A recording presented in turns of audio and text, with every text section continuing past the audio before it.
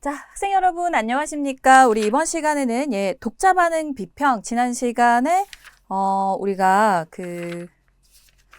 퀴어 비평을 좀 빨리 진행을 하고 독자 반응 비평을 이제 넘어갔던 거 기억나시죠? 그래서 독자 반응 비평의 나머지 뒷부분 계속 살펴보도록 하겠습니다.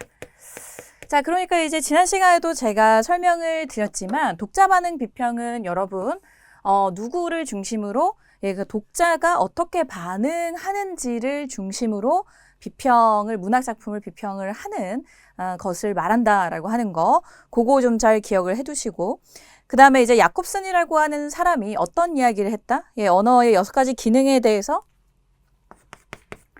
야콥슨이라고 하는 사람이 언어의 기능에 대해서 이제 이렇게 설명을 하면서 언어라고 하는 것에는 발신자와 그리고 누가 있다?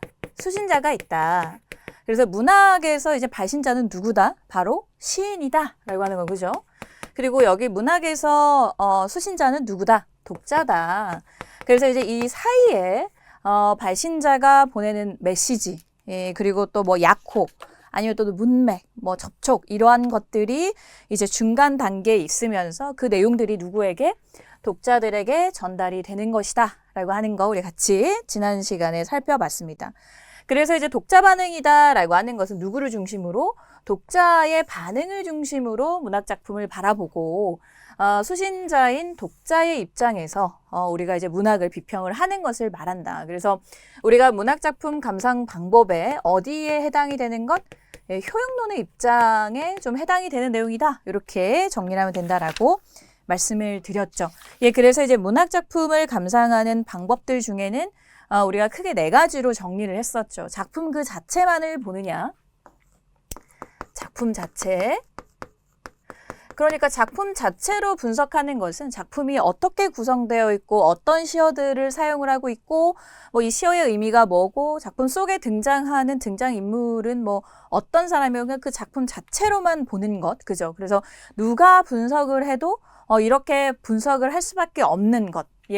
그래서 우리가 이제 작품 자체를 바라보는 것, 뭐 내재론 또는 뭐 절대론적 입장, 그 방법이 하나가 있고, 그 다음에 2번째는 이제 그 외부적인 요인들을 통해서 문학작품을 감상하는 것들이 있었죠. 첫 번째는 뭐가 있었다? 뭐 작가 중심으로 작품을 분석을 해보는 것.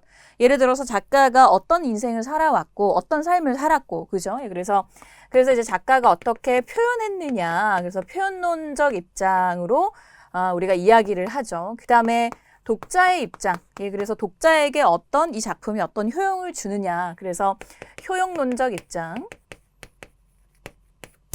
그 다음에 또 이제 시대나 사회를 어떻게 반영하면서 문학작품을 감상하는 것. 특히나 우리 근현대사라든지 1910년대 그리고 1920년, 30년 40년대까지의 우리의 어떤 그런 가슴 아픈 역사들이 있지 않습니까? 그죠? 그래서 어떤 그런 것들을 좀 이제 반영을 하면서 아니면 또 한국 문학이 아니라 다른 해외 문학들도 마찬가지로 어떤 그런 역사적인 것들, 사회적인 어떤 그런 분위기들을 반영을 하면서 문학작품을 감상하는 것은 우리가 반영론적 입장이다라는 이야기를 하죠. 그죠? 그래서 얘는 이제 절대론, 뭐 또는 내재적 관점, 뭐 요렇게, 그러니까 그 작품 자체만을 본다라고 하는 거죠. 그래서 총 이제 문학작품 감상하는 방법에는 이제 4가지가 있는데 요 3가지를 우리가 뭐 외재적 감상 방법, 그죠? 얘를 내재적 감상이라고 하면 얘는 이제 다른 외적인 것. 그래서 우리가 지난 시간 그리고 이번 시간에 하는 것은 바로 누구의 입장? 독자의 입장에서 이렇게 바라보는 문학작품을 비평을 하고 감상을 하는 그 내용에 대해서 우리가 지금 정리를 해보고 있습니다. 그래서 이제 에코는 독자의 역할에서 텍스트를 열린 텍스트와 닫힌 텍스트로 구분을 했고, 열린 텍스트는 이제 독자들이 뭔가 의미를 좀 이제 창조적으로 이렇게 만들어낼 수 있는 것. 닫힌 텍스트는 독자의 반응을 작가가 미리 예상을 하는 것, 그렇죠? 아니면 또는 독자의 반응을 이제 미리 결정을 하는 것을 닫힌 텍스트라는 개념을 이제 에코라고 하는 사람이. 그래서 에코가 이야기한 것은 열린 텍스트 그리고 닫힌 텍스트. 알겠죠?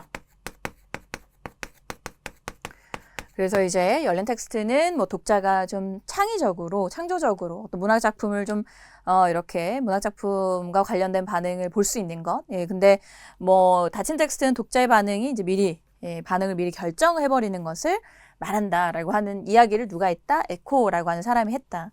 그다음에 이제 야우스라고 하는 사람은 어떤 이야기를 했다? 기대지평이라는 말을 했다. 야우스. 기대지평. 자, 그래서 이제 기대지평이다라고 하는 것은 독자들의 기대가 포함되고 있다는 점을 들어 독자의 기대 지평을 제시하고, 기대는 수용자가 작품을 바라볼 때 가지는 선입견, 생각, 소망을 포괄하는 개념인데, 지평은 수용자가 가진 기대의 범주나 차원을 의미한다. 그쵸? 예, 그래서 이제 그러니까 수용자가 이제 어떻게 받아들이느냐, 어떤 범주로, 그죠? 왜냐하면은 수용자의 입장, 즉 독자의 입장은 여러 가지 반응들이 나올 수 있기 때문에 그걸 지평이다라고 하는 말을 이제 야우스라고 하는 연구자가 이렇게 개념을 설명을 했다라고 하는 거죠. 그래서 기대라고 하는 것은 어떤 선입견, 생각, 소망. 그러니까 내가 이 작품을 보면서 이게 뭐 굉장히 재밌을 것 같은데 어떤 내용인지 궁금하다. 뭐 아니면 또는 이게 그런 내용이라고 뭐 내가 전에 들었는데 그런 내용일지 뭐 궁금하다. 여러 가지 이제 작품에 생각이 드는 어떤 소망. 아니면 또는 이제 작품을 읽으면서 나는 이렇게 생각했는데 이 작품을 읽으니까 나의 생각에 대한 내 생각이 약간의 편견이 있었구나. 뭐 그러한 것들을 기대라고 하는 거죠. 그죠? 자, 그래서 이제 그 야우스와 관련된 내용. 그래서 기대지평은 시적 언어 또는 문학적 언어이다라고 하는 거. 그래서 기대지평이라고 하는 것은 이제 시적 언어 또는 그 문학적 언어라는 말을 쓴다라고 하는 거. 자, 그다음에 그래서 이는 독자들이 어떤 주어진 시기의 문학 텍스트를 평가하기 위해 사용하는 기준으로 작용한다. 야우스는 작품 이해를 위한 수용자의 실제적 전제 조건으로 수용자의 이해를 형성하는 요소 전부를 포함하는 기대지평을 제시했다. 작품의 예술성은 기대지평에 반응하는 작품의 영향과 상태에 따라 달라진다. 그래서 기대지평에 반응하는 그렇죠. 독자의 어떤 그런 여러 가지 모습들을 통해서 이 예술성이라고 하는 것이 결정이 된다라고 하는 거죠. 그러니까 아무리 이제 훌륭한 작품이라도 사람들이 어떤 반응을 하지 않는다면 거기에 대한 예술성의 가치는 그렇게 높게 측정이 될 수가 없을 것이다라고 하는 것이 야우스의 견해가 되겠습니다. 그죠?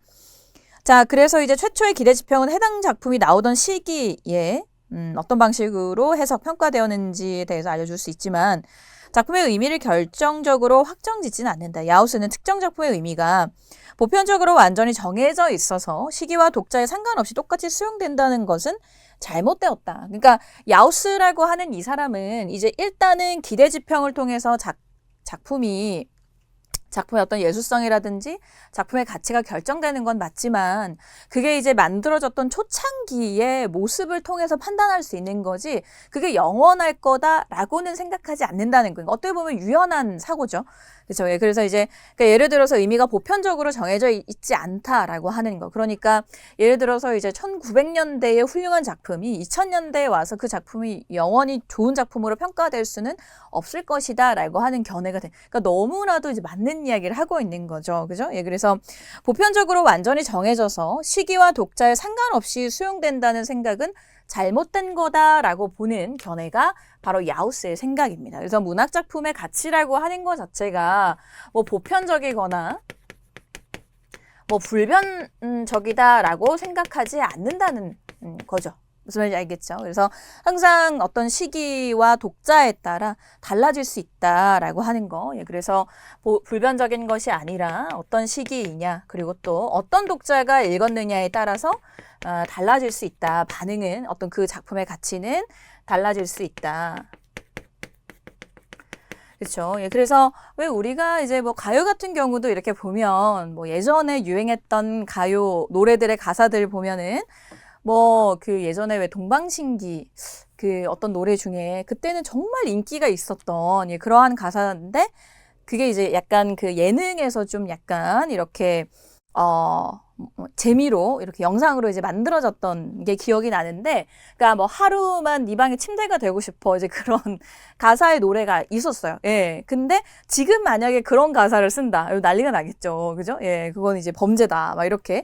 그러니까 약간 이제 그런 맥락인 거예요. 예. 그래서 근데 이제 그 동방신기 그 노래가 나왔던 90년대, 2000년대 초반에는 정말 어마어마한 인기를 얻고 사람들의 어떤 정말 굉장한 많은 사랑을 받고 저 역시도 이제 좋아했던 노래였거든요. 근데 지금은 어때요, 여러분? 그런 가사를 딱 들으면 굉장히 거부감이 생길 수 있다. 그래서 예술 작품이라고 하는 것 자체가 보편적이고 불변적인 것이 아니라 어떤 그 시기와 그리고 또 독자에 따라서 반응이 달라질 수 있다라고 하는 것이 누구의 생각?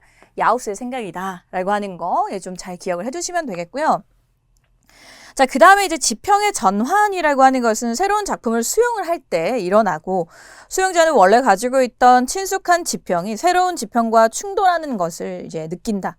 그러니까 원래 가지고 있던 친숙한 지평, 지평이라고 하는 게 여러분 우리가 방금 뭐라고 했죠? 그러니까 이 작품의 어떤 기대의 어떤 그런 범주를 우리가 지평, 기대가 어떤 반응의 범주들을 지평이라고 한다라고 했죠. 그러니까 이제 원래 가지고 있던 친숙한 지평이 새로운 지평과 충돌하는 것. 그래서 특정 작품을 올바르게 수용하기 위해서는 지평의 전환, 재구성의 과정을 거쳐야 된다. 그러니까 지평이라고 하는 것이 전환될 수도 있다라고 하는 거. 지평의 전환. 그러니까 이제 이거는 어떻게 보면 이 맥락과 같이 갈 수 있는 거죠. 달라질 수 있다라고 하는 거. 그러니까 불변의 것이 아니다. 그렇죠. 그래서 올바르게 수용하기 위해서는 문학 작품은 계속해서 변화하는 시대 상황이나 시대 상황에 따라 언제나 다르게 수용될 가능성을 지닌다.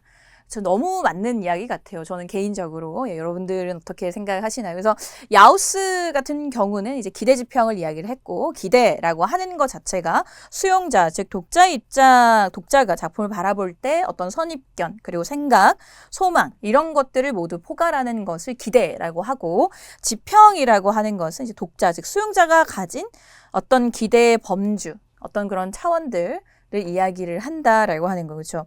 그러니까 이제 예를 들어서 어떤 작품을 봤을 때, 난 예전에 이런 생각을 갖고 있었는데 이 작품을 읽고 나니까 내가 생각이 좀 달라졌어. 달라지고 변하는 거, 지평의 변화, 전환, 요렇게 이해를 하시면 된다는 거예요. 이해되죠, 여러분? 자, 그래서 일단 참 이렇게 너무 좋은 말들인 것 같아요. 그래서 제가 문학비평을 이렇게 하면서 약간 이제 우리가 건드리기에 조금 불편한, 좀 쉽지 않은 그러한 이제 주제들의 비평들도 있었지만 그것도 그거 나름의 굉장한 가치가 있다라는 생각을 저는 이제 강의를 하면서 계속 생각이 들고요. 여러분들은 어떻게 느끼실지는 모르겠지만 물론 그 내용을 보면서 선생님 저는 너무 참 불편하네요 이렇게 생각할 수도 있지만 우린 이제 학문이니까 학문적으로 좀 접근을 해주시고 또 뒤에 사실 이 내용을 보고 문제를 푸시면 문제가 그냥 잘 저절로 이렇게 풀리는 어떤 그런 기분을 아마 느끼시리라 생각이 듭니다. 그래서 굉장히 이제 잘 만들어진 책인 것 같다 이런 생각을 하게 되고요. 자, 어쨌든 그 제럴드 프린스는 또 어떤 이야기를 했는지 지금 이제 여러분 우리가 누구의 기준으로 문학을 비평하는 것을 보고 있죠? 독자의 반응을 기준으로 이제 문학 작품을 이렇게 비평하는 것을 바라보고 있습니다. 그래서 프린스라고 하는 사람, 제럴드 프린스라고 하는 사람은 이제 어떤 이야기를 했냐면 청자라고 하는 사람, 그래서 청자는 누구죠, 여러분? 듣는 사람이죠. 그래서 소설에서 화자가 담론을 행하는 상대방의 상이한 유형을 청자라고 청했다. 자, 그러니까 이제 화자는 누구예요? 소설에서 화자는 누구죠?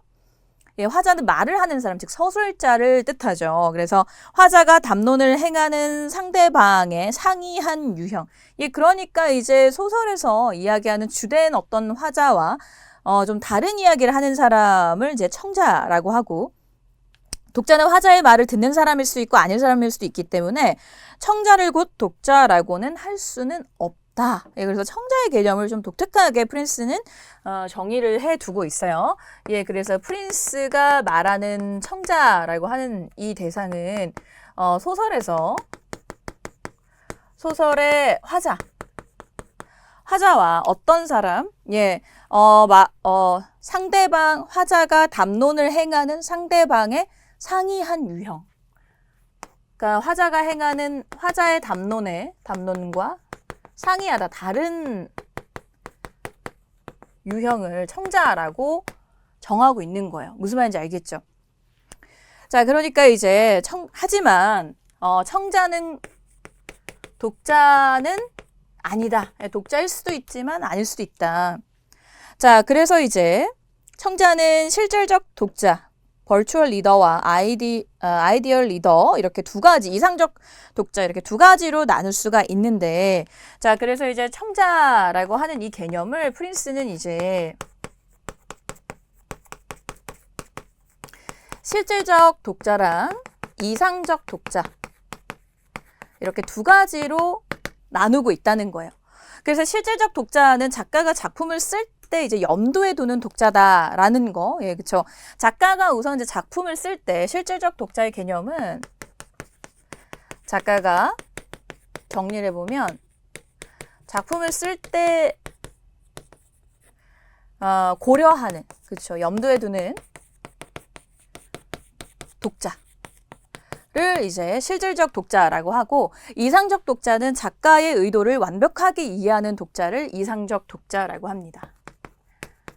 작가의 의도를 완벽하게 이해하는 독자. 예. 이해하는. 자, 그래서 이제 이런 이야기를 누가 했다? 프린스라고 하는 사람이 했다라고 하는 거. 그죠? 자, 프린스는 청자의 존재를 제안함으로써 독자들이 알고는 있었지만 모호했던 서술의 차원을 밝혔다. 그는 이야기가 실제 독자와 일치하지 않을 수도 있는 그 자체의 독자나 청취자를 언급하며 독자 중심의 이론을 이제 정립하는 데 기여한 사람이다라고 하는 거. 자, 그 다음에 볼프강 이저. 예, 이저는 어떤 이야기를 했냐. 자, 이저는 야우스의 이론을 발전시켰고요. 예, 그래서 텍스트가 독자에게 미친 영향을 설명하는 것을 이제 비평의 과제로 꼽았고, 이전은 문학 텍스트는 작가나 작품이 아닌 독자에 의해서 다시 탄생한다는 입장이, 그러니까 야우스의 이론을 좀 더 발전시킨 사람이다라고 하는 개념으로 좀 기억을 해주시면 되겠습니다. 문학 텍스트는 독자의 독서 행위를 거쳐 문학 작품으로 완성되는데, 이때 문학 텍스트는 작가의 창작물이며 문학 작품은 독자가 독서 행위를 통해 새로운 경험으로 창조하는 것이다. 문학 텍스트는 소통의 필요성을 발생시킨다는 의미에서 소통 담지자라고 이전은 정의를 했습니다. 이전은 독자가 문학 텍스트를 구체화하는 과정을 뭐라고 했다? 독서 과정. 자, 그래서 이저가 말하는 이제 독서 과정이다라고 하는 것은 어떤 거? 문학 텍스트를 구체화하는 과정. 독자가 문학 텍스트를 뭐 하는 거야? 구체화시키는 거야. 구체화하는 과정을 이제 독서 과정이라고 정의를 하고 있습니다.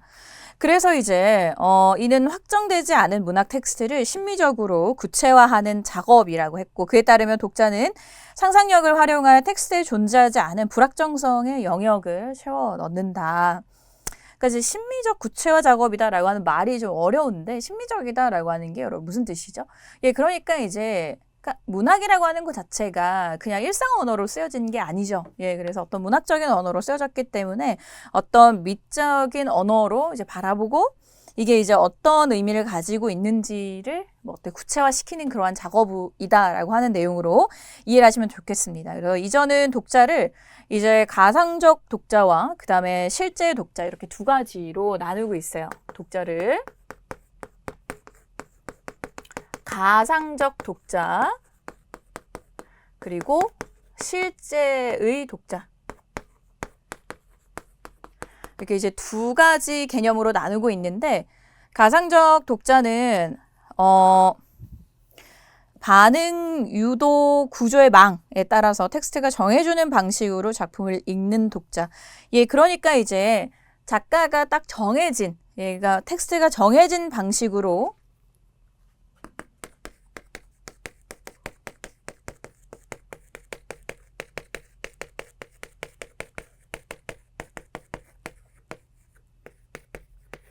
텍스트가 정해진 방식으로 읽는 독자를 이제 가상 독자라고 합니다.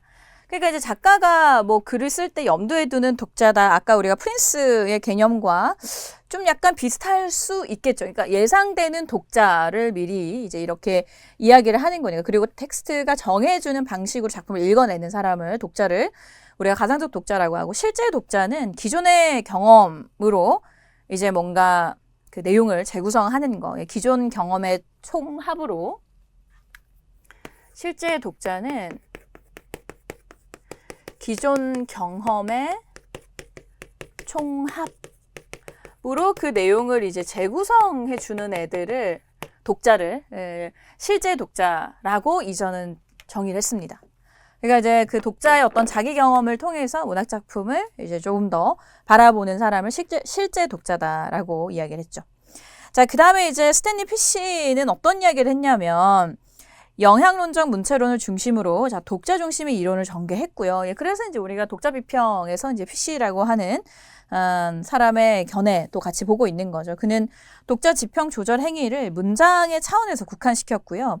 문학적 문장과 비문학적 문장 모두 독서 전략을 통해 해석한다는 입장을 취했고, 피시는 연속적으로 나타나는 독자의 반응에 초점을 두고 의미에 대한 독자의 기대는 끊임없이 조정되며 의미는 결국 독서의 총체적 활동이라고 결론을 내렸다. 그는 독서 행위를 하나의 사건으로 보았으며 문학적 의미는 텍스트를 읽는 과정을 체험하는 것에 있다고 설명했는데, 이것이 독자 경험.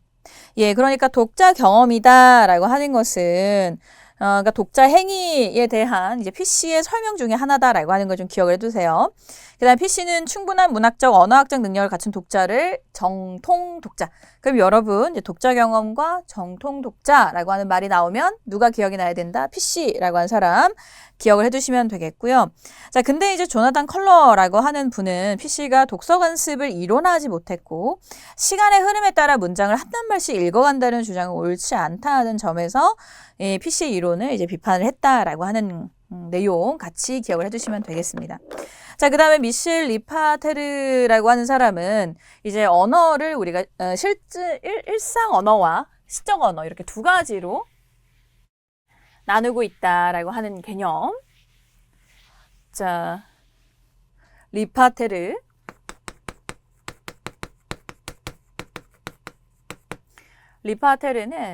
이제 시적 언어와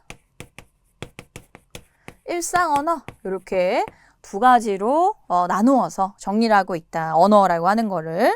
그래서 실제적인 것 대부분의 특정 현실을 지시하는 반면 이제 시적 언어는 메시지 그 자체에 주목한다. 시적 언어는 보내는 그 메시지 자체에 주목을 한다라고 하는 거. 자, 그는 교양과 능력을 갖춘 독자라도 시의 언어학적 자질을 밝힐 수 없다고 주장했는데, 이는 독자의 기능을 부정하진 않지만 텍스트의 기능을 지속적으로 강조하고 있는 셈이다. 리파테르는 시의 기호학에서 독자의 능력을 강조했다. 예, 그래서 이제 얘는 독자의 능력을 강조했다라고 하는 거. 자, 그래서 그에 따르면 유능한 독자는 표면적 의미를 심어서 나아가 통상적인 언어적 능력만으로 시의 의미를 해석할 수 있지만 이따금씩 등장하는 비문법적인 부분들은 문학적 능력을 갖춘 독자만이 파악할 수 있다. 이것도 사실은 너무 옳은 말인 것 같아요. 그렇죠? 그러니까 비문법적이다라고 하는 건 우리가 이제 문학에서 어떤 표현으로 사실은 시 같은 경우는 비문법적인 거 뭐 시적 허용 이런 말을 쓰죠. 그죠? 시적 허용. 그래서 어떤 이러한 시적 허용들이 이제 어떻게 왜 이렇게 사용이 됐는지는 좀 약간 감각이 있는 사람들, 그렇죠? 어떤 문학적인 능력을 갖춘 독자만이 좀 정확하게 파악을 할 수 있다라고 리파테르라고 하는 사람은 이야기를 했다. 그 다음에 조나단 컬러라는 분은 독서 이론은 독자의 해석작용을 밝혀야 한다고 주장하며 독자에 따라 다양한 해석이, 상이한 해석이 나오는 것은 당연한 일이다. 그래서 텍스트에서 통일성을 찾아내기 위한 방법은 독자들마다 다를 수 있지만 그들이 탐색하는 기본 의미형, 통일의 형식은 같을 수 있다. 그래서 컬러는 구조주의 시학에서 장르와 텍스트의 구조를 다루는 이론이 불가능하다고 했는데, 이는 탈구조주의 방법에 일부 수용한 것으로 볼 수 있고 또한 해체주의를 소개와 동시에 비판하면서 기호학과 해체주의 관계를 해명하기도 했다. 컬러는 텍스트를 문학으로 읽어내는 것에는 문학적 능력이 요구된다. 예, 그래서 텍스트와 리파테르는 이제 동시에 문학적인 어떤 그런 능력, 독자의 어떤 그런 능력에 대한 이야기를 좀 같이 한 사람이다라고 하는 거 좀 기억을 해두시면 되겠고요. 자, 그 다음에 이제 해석의 관습은 시대에 따라 달라진다라고 하는 거, 아까 우리가 살펴봤던 야우스의 관점과 좀 유사하다라고 하는 것으로도 볼 수가 있겠죠. 자, 그 다음에 이제 뭐 또한 한 해석의 관습은 시대에 따라 변하며 한 장르에 적용되는 관습은 다른 장르에 적용하기 힘들다는 사실 인정하였음에도 이론을 통시적이고 역사적인 의미 체계가 아닌 공시적이고 정태적인 의미 체계에 관련시킨다. 자, 그러니까 이제 통시적이다라고 하는 거는 뭐 제가 여러 번 설명을 했죠, 여러분. 그러니까 어떤 시대 전체를 보는 게 이제 통시적인 거라면, 그러니까 좀 더 뭐랄까요, 큰 범주에서 보는 거죠. 근데 공시적인 거는 예를 들어서 1910년대 문학이면 이제 그 10년대 문학의 특징에 대해서 좀 더 깊이 파고 들어가는 걸 공시라고 하는 거죠. 그래서 좀 공시적이고 정태적인 의미 체계에 관련을 시키려고 했던 사람이 누구다? 조나단 컬러라고 하는 이론가다라고 하는 거. 자, 그 다음에 데이비드 블레이치라고 하는 사람은 이제 독자 이론의 접근을 어디에? 심리학에 이제 심리학에서 차용을 했다. 그래서 주관적 비평에서 비평 이론의 패러다임이 객관적인 것에서 주관적인 것으로 전환하는 것에 대해 이론적으로 옹호했고, 텍스트와 독자 간의 갈등을 독자 측면에서 이제 좀 해석을 하려고 했던 사람이 누구다? 데이비드 블레이치다라고 하는 거. 그래서 현대 과학 철학자들이 객관적 세계 존재를 부정한 것을 이제 좀 긍정적으로 평가한 이론가로 볼 수가 있다라고 하는 거 같이 좀 기억을 해주시면 되겠고요. 그다음에 노먼 홀랜드 볼게요. 노먼 홀랜드는 독자 반응의 정신분석적 모델을 새로이 가다듬었고, 자, 독자는 자신의 자아 동일성과 개인적 문체를 텍스트적 요소에 대한 반응을 통해 재창조했고, 그래서 홀랜드는 시간이 지나면 텍스트에서 독자로 초점을 옮겨 독자를 두고 텍스트와의 지속적인 상호작용을 통해 감정과 의미를 생성해내는 인물이다라고 정리를 했다. 홀랜드에 따르면 어린아이는 1차적 정체성의 흔적을 어머니에서 찾고 아이가 자라 성인이 되면 정체성 테마를 가지고 이 테마는 변화가 불가능하지만 고정된 정체성을 가진 중심 구조는 흔들리지 않고 유지된다라고 하는 이야기를 노먼 홀랜드라고 하는 분이 했다라고 하는 거 기억을 해두시면 되겠고요. 자, 그 다음에 이제 한스 게오르그 가다머라고 하는 이론가는 문학 이론이 하이데거의 상황적 접근법에 이제 이렇게 적용한 인물로서 과학의 방법으로 예술 진리를 포착할 수 없다고 주장을 하면서 예술은 다의적이다라는 말을 누가 했다? 가다머라고 하는 분이 했다. 그래서 그에 대한 해석 역시 다양할 수 있고 모든 해석은 해석자의 상황에 따라 좌우된다라고 하는 내용 같이 잘 기억을 해주시면 되겠습니다. 자, 이런 이제 독자 반응 비평의 의의와 한계는 어떤 게 있을까? 아무래도 이제 너무 독자 중심으로 봤다라고 하는 그런 한계를 갖겠죠. 그래서 이런 비평 방법에 독자를 설정하지 않고 어떤 문학 연구에 접근하기 어려울 수 있다. 그러니까 독자가 누군지 만약에 생각하지 않고 그냥 문학을 비평하기에는 어려울 수 있다라고 하는 한계를 가진다라고 하는 거. 예, 그리고 독자들의 다양하고 주관적인 해석을 모두 인정하기 때문에 작품의 개념과 가치를 좀 객관적으로 규명하는 데는 또 어려움이 있다. 예. 그러니까 약간의 공통되고 약간 좀 뭐랄까 보편적이고 일반적으로 꺼낼 수 있는 그러한 내용은 없게 하는 거죠. 왜냐하면 독자의 반응은 굉장히 다양하다라고 하는 것 자체를 인정을 해버리는 그런 비평이기 때문에 그래서 그런 한계점이 있었다라고 하는 걸 기억을 해두시면 되겠고, 실제 작품 분석 같은 경우는 이제 우리가 그 지난 시간에 같이 했던 무정이라고 하는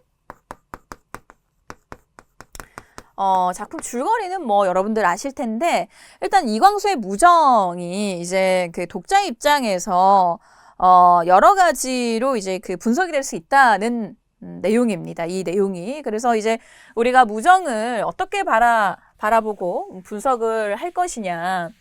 독자 반응 비평으로 이제 여러 가지로 해석을 할 수가 있는데, 총 여기에서는 5가지로 보고 있는 거야. 그러니까 첫 번째로 이제 무정이라고 하는 이 작품 자체가, 최초의 근대 소설로 이렇게 볼 수 있다. 그리고 또 두 번째는 그렇지 않다. 얘는 신소설로 가는 어떤 그런 과도기적인 작품이다. 이렇게 보는 것이 옳다라고 하는 견해. 세 번째는 또 어떤 견해가 있냐. 그렇지 않다. 얘는 예전 고소설의 연속이다. 라고 하는 견해. 그리고 또 네 번째는 무슨 소리? 이 작품은 남녀 간의 삼각관계, 그 영체랑 형식이랑 그죠? 선형이 삼각관계 애정소설이야 라고 말하는, 그렇게 정하는 게 맞아 라고 이제 규정하는 독자. 그 다음에 이제 무슨 소리? 이 작품은 그때 당시에 봤을 땐 너무 통속적이야. 그래서 얘는 문학이라고 볼 수가 없어. 라고 하는 좀 약간 극단적인 그 반응이 있을 수 있죠. 독자의 반응을 기준으로 비평을 하는 거니까. 그래서 이제 이 무정이라는 작품이 이렇게 총 5가지로 이제 분석될 수 있다라고 하는 내용이 이제 우리 교재에 나와 있는 내용이었습니다. 자, 우리가 이번 시간은 이렇게 해서 이제 독자 반응 비평에 살펴봤고요. 우리가 다음 시간에는 이제 문화 연구, 그러니까 어떤 사회 그리고 문화를 조금 더 이제 바라보면서 문화라고 하는 개념과 그리고 또 그것을 우리 문학을 이제 어떤 방식으로 좀 같이 분석을 할 수 있는지, 그리고 또 뭐 문화 연구에는 이제 어떤 내용들이 있는지를 같이 한번 살펴보도록 할 겁니다. 자, 우리 이번 시간에는 여러분 강의는 여기까지 진행하도록 할게요. 여러분 강의 듣느라 고생 많이 하셨습니다. 감사합니다.